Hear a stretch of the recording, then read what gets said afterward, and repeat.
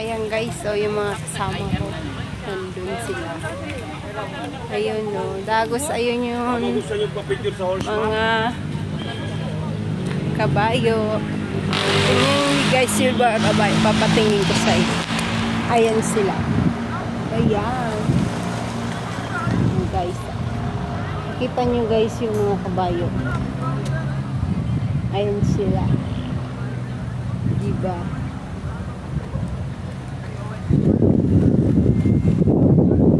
Oh, ayun sila. Oh, ang daming tao dun. Na nagsasay sa kabayo. So, ayan lang daw dyan guys. 350 lang daw dyan guys. Sasakay ka ng kabayo. Iikot-ikot ka dun sa kuwan na yan. Diba guys? Ayan. Ganda.